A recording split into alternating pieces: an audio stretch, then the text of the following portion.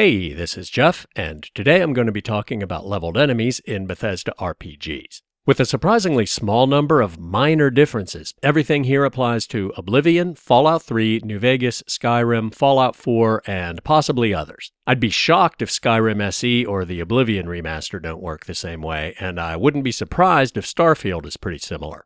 A core game engine capability with a shelf life of more than 10 years, maybe pushing 20, that goes far beyond if it ain't broke, don't fix it, and well into can't build a better mousetrap territory.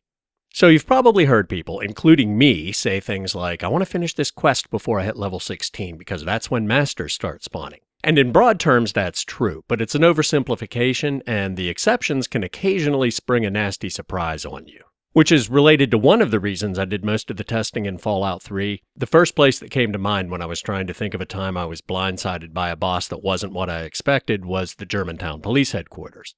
The more important reason is that I don't have Fallout 4 installed anymore. I do have Skyrim, but I don't have the Skyrim Creation Kit, and I can't download it because I have Steam blocked at the firewall. And as it happens, I'm in the middle of a series about making a Fallout 3 mod, so I'm already set up to record gameplay footage and show you the internals.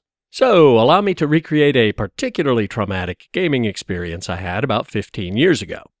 Haha! My lockpick skill is already 100, so I can bypass the whole top floor. I'm level 8, I know this is a leveled dungeon, and masters don't start spawning until level 16, so the guy with the key will definitely be a brute, and the other one will probably be a basic super mutant. Rescuing Red should be a piece of cake. Game's over!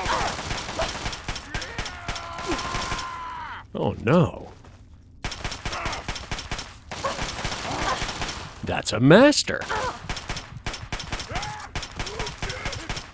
How can this be? I'm dead. So how can that be? Well, first let's take a look at where statements like masters start spawning at level 16 come from. This is the Garden of Eden construction kit, a meta reference to the franchise MacGuffin of the same name, and it's the actual tool the game developers used to create the game world. Similar tools exist for the other games mentioned, with slight variations in the names, construction set, creation kit, but they have the same kind of evolutionary relationship as the games themselves. And Bethesda was cool enough to release them to the public, specifically to support the modding community. It's impossible to overstate just how awesome that is, especially when you consider some game companies will sue your ass if you even think about just reverse engineering their code to see what's going on under the hood. Anyway, what we're interested in here is the leveled creature object type, which is a list of, you guessed it, creatures. It can also contain other leveled creature lists, and we'll see why in a bit, but right now let's look at a creature.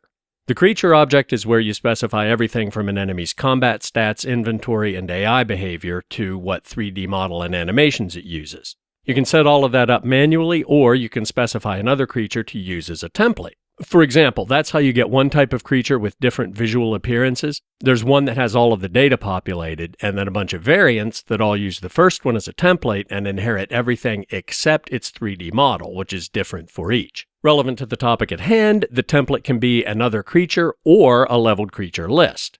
The Germantown jailer here has Super Mutant Gun as its template, which, as it happens, is the leveled creature list we were just looking at. You can see that it's represented in the render window by this abstract marker because the GECK has no way of knowing what kind of creature the game will actually choose at runtime. When the game loads the area where a creature is placed, or spawns one on the fly, two things can happen. If the creature has no template, or its template is another creature, the game just puts it there. But if the creature's template is a leveled creature list, the game picks something from that list to put there. Overall, leveled creatures are far more common than static creatures, but it varies a bit by game. New Vegas probably has the highest proportion of static creatures, whereas in Fallout 3 almost everything is leveled. Although there are exceptions, like the Yao Guai Den. We can see these Yao Guai have no template on their object screen. You can see their Yao Guai in the render window, and if you go there in-game, it'll always be Yao Guai. Which seems obvious, but it's probably only because Fallout 3 doesn't have leveled variants of Yao Guai the way Fallout 4 does. If it did, the ones in the Yao Guai Den would probably be leveled just like the super mutants in the Germantown Police Headquarters. And now we finally get to where the infamous masters appear at level 16 statement comes from.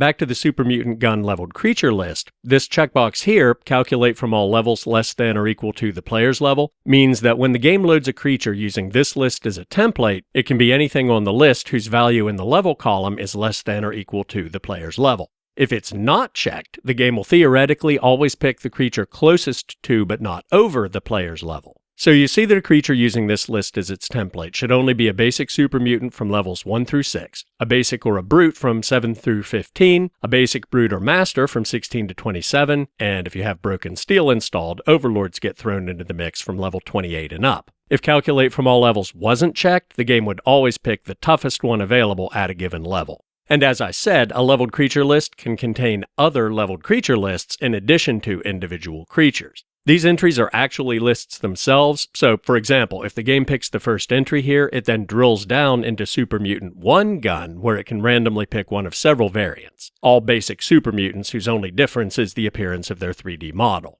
In addition to being used to make the challenge scale with the player's level, leveled creature lists can also be used to make the type of creature you encounter in a given location unpredictable. For example, the Wasteland Weak list can result in a vicious dog, a bloatfly, or a mole rat, any of which can appear at any level.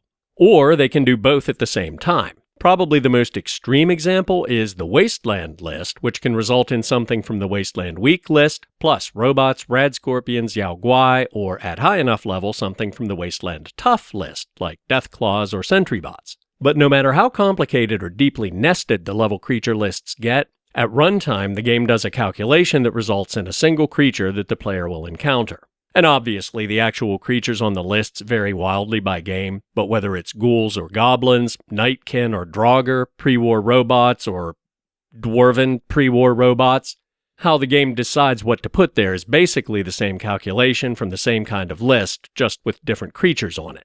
So at this point, you may be thinking there's either more to the story or this guy's lost his mind, because if all that was true, we wouldn't have started the video getting killed by a master at level 8. Well, if you're thinking that, bear in mind that those two things aren't mutually exclusive. There is more to the story, but that doesn't necessarily mean I haven't lost my mind. Anyway, you may notice that the abstract marker for the jailer is red while the one for its buddy is yellow. That's because there's a bit of extra data on leveled creature references. A reference is an instance of an object. Probably counterintuitive if you're not a programmer, but an object is just a specification, a collection of characteristics, while the reference manifests something you can interact with in the game world based on the specification in the object. Anyway, on the Leveled Actor tab for the jailer's reference, there's one data field, the level modifier, and it's set to boss. On its buddy, it's only set to medium. That field changes the color of the marker in the GECK, which is why the jailer's marker is red and the other one is yellow, but far more importantly, it modifies the level calculation when the game is picking an item from the list. As you can see from the GECK wiki, Easy, green marker, sets the level of the reference to half of the calculated level, and all entries at or below that level are available from the list. Then you have medium, hard, all the way up to boss. Red marker doubles the level in the calculation and limits it to the entry that's closest without going over, just like unchecking the Calculate from all levels flag on the list itself. If no value is set for this field, the calculated value won't be modified and all the entries will be available. And here's where we get into our first minor difference between games. In Oblivion, there aren't discrete easy, medium, hard settings, just a numeric value that gets added to the player's level when doing the calculation. And Skyrim has discrete values like the Fallout games, but it has the additional nuance that if the calculation for a boss ref gives the same result that it would have given for hard, it picks the next creature up on the list anyway, if there is one. Like, I don't care what the calculation says, the designer said boss and the player's getting a boss, damn it. So far so good, but there's an additional wrinkle called an encounter zone. It's a collection of data that applies to a location, and it can be attached to an interior cell or an exterior world space. What we're interested in today are the minimum level value and the match PC below minimum level flag. They do exactly what it sounds like they should do. If a location doesn't have an encounter zone, and a lot of them don't, the calculation isn't modified. So if there's a location that you want to have a minimum difficulty that makes it a don't go there at first level kind of place, this is one way to do it. If you coordinate the encounter zone's minimum level value with the leveled creatures you use, you can make sure that weaker enemies from the list never appear, even if the player's low level, and they just get tougher from there. Couple minor differences between games here too. Oblivion didn't have encounter zones, so it's all about the player's level and the ref's level modifier there. And Fallout 4 encounter zones also have a maximum level field, so you can cap the difficulty of an area if you want to reward high-level players with the occasional, it's like shooting fish in a barrel, all my hard work has paid off moment. And leveled characters work basically the same way as leveled creatures, except they use a leveled character object to hold a list of NPCs instead of a leveled creature object to hold a list of creatures. Depending on the game, they may or may not have a naming convention that differentiates them. Like in Fallout 3, raiders are always just called raiders, even though they get progressively tougher as you level up. Whereas in Fallout 4, they'll actually be called Raider Psycho, Raider Survivalist, or whatever. But how the game decides which one you'll encounter is the same as for creatures. The player's level, the ref's level modifier, adjust for the encounter zone's minimum and or maximum, and then pick a matching entry from the leveled character list. Couple things worth noting before we move on. First, it probably goes without saying, but unique characters and creatures are almost never members of a leveled list. They're placed in the world statically. And this is a bit of a rabbit hole, but characters and creatures do have an attribute called level on their base objects, but it has nothing to do with what level the player can encounter them. For NPCs, it can influence their health and combat skills and therefore their damage output, and in the Elder Scrolls games, the effectiveness of their armor, but it has no bearing on what level the player has to be before they start appearing. And for creatures, their level doesn't even determine how many hit points they have, how much damage they do, or any of that. All it does is determine how many XP you get for killing them and how good they are at detecting hidden enemies. Again, no bearing on what player level they start spawning. That's all controlled by the leveled list, the ref's level modifier, and the encounter zone as previously described. Which means you occasionally get some wild disparities between the level attribute on the creature object and how its entry on a leveled list is set. A notable example is in Dead Money, where the leveled creature lists are set up so that the ghost people are always higher level than the player, sometimes significantly, but that doesn't mean they're unreasonably tough in combat. It just makes them extremely hard to sneak around, because a creature's level attribute is actually far more important in the detection calculation than its perception. Did a whole video about that, link in the description. So, putting all that together, the Super Mutant Gun leveled creature list says masters are available at level 16 and up. The Germantown Jailer's ref is tagged as a boss, so my player level of 8 got doubled to 16. Minimum level on the encounter zone is only 6, so it doesn't factor into the calculation either way. Game picks master from the list. Mystery solved, right? I wish, but no. We're just getting started. The thing is, I did the calculations by hand while I was planning before I tested, and on paper, it breaks down like this. Level 1 through 7, the Jailer will be a Brute and the other one will be a basic Super Mutant. Level 8 and 9, it'll be a Master and a Basic. 10 through 13, Master and Brute. 14 through 20, Overlord and Brute if you have Broken Steel. Still Master and Brute if not. 21 and up, Overlord and Master if you have Broken Steel. 2 Masters otherwise. I tested with a character straight out of the vault, turned on God mode, went to Germantown, killed everything outside, used a console command to unlock the door, and saved. Went inside, found a Brute and a Basic, as expected. Loaded the save, used a console command to give myself enough XP to hit level 3, dropped another save, rinse and repeat. Got to level 8, stepped inside, and the Jailer was still a Brute. Not what I was expecting, and not what we saw in the intro. So what gives? Well, after making sure I hadn't just screwed up the calculation or loaded the wrong save, I realized there are 3 different mechanisms that all allegedly control the same behavior, whether the game picks a random enemy from the list or a specific one. The leveled list has the calculate from all levels flag, the encounter zone has the match PC below minimum level flag, and the level modifier on the ref says that easy and none will pick a random entry at or below the calculated level, while medium through boss will only pick the closest entry to that level without going over. If those 3 things are set in conflicting ways, there has to be an order of operations to figure out which one wins. So even though the Jailer is tagged as a boss and should therefore always be a master at level 8 through 13, or all the way to 20 if you don't have Broken Steel, and the encounter zone doesn't come into play in this scenario, the Super Mutant Gun leveled creature has calculate from all levels flag set, which must be taking precedence over the ref's level modifier. And this is where you'll probably want to reevaluate your assessment of the "is this guy losing his mind?" question, because I could have just left it at that. Everything is explained. The Jailer can be a Master or a Brute at level 8. My traumatic experience was a bit of bad luck. Just walk away. But if that's the case, the Jailer should theoretically be a basic Super Mutant about a third of the time. So I went back in 9 more times, starting from my level 8 save, and guess what? The Jailer was a Master 7 times, a Brute 3 times, and not once a basic Super Mutant. Now, that wasn't enough data to draw any conclusions, but it definitely suggested that the random selection isn't a flat linear distribution. It seemed to be weighted toward the higher level entries in the list somehow. So I did what I do. I made a test course.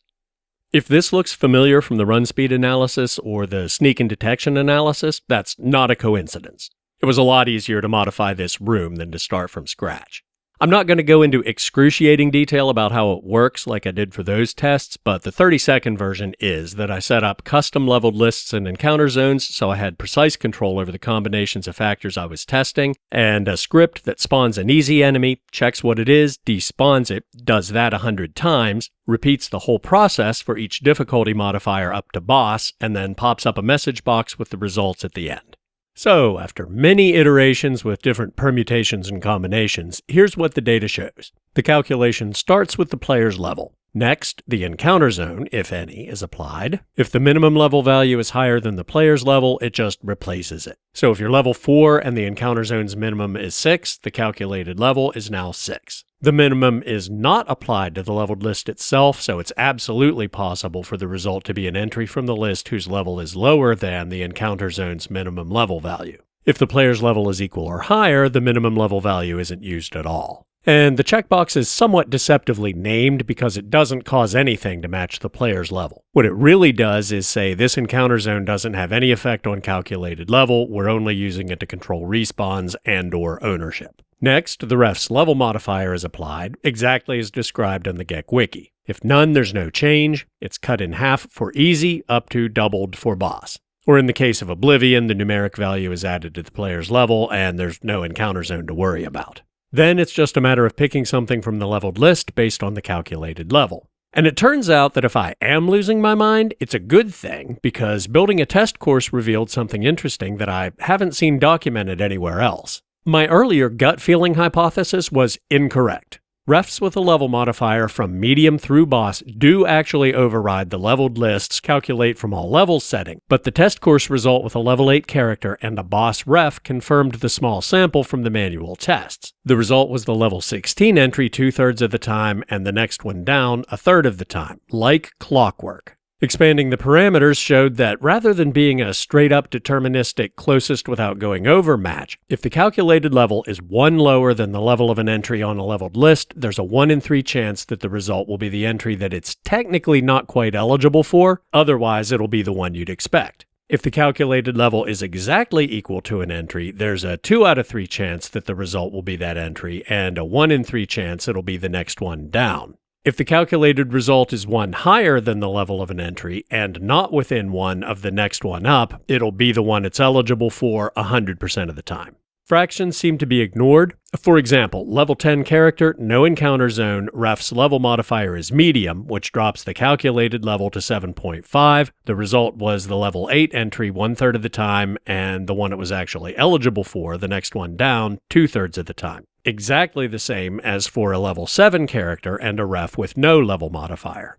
And if the leveled list has calculate from all levels checked, and the ref either doesn't have a level modifier or it's set to easy, the result looks almost like a straight random pick, as you'd expect, but with the same kind of bias at the top tier. If the calculated level is 1 level lower than the next entry up on the leveled list, there's a small chance that the result will be that entry anyway.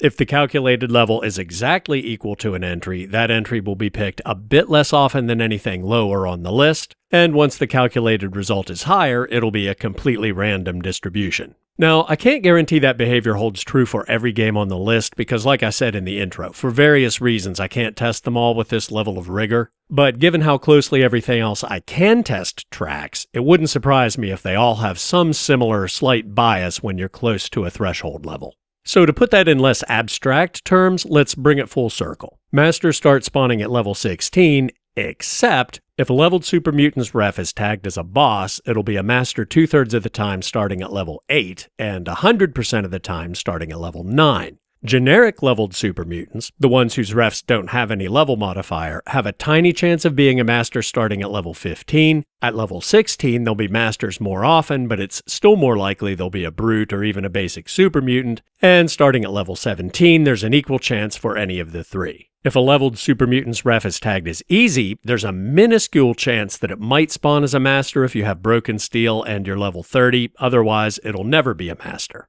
I obviously can't do that kind of breakdown for every creature type in every Bethesda RPG, but you can extrapolate the formula pretty reliably. Whatever level the oversimplified answer says a particular variant will start spawning, that's mostly true, but there's a very small chance that variant will appear one level below that, and an enemy tagged as a boss will be that variant at half the stated level.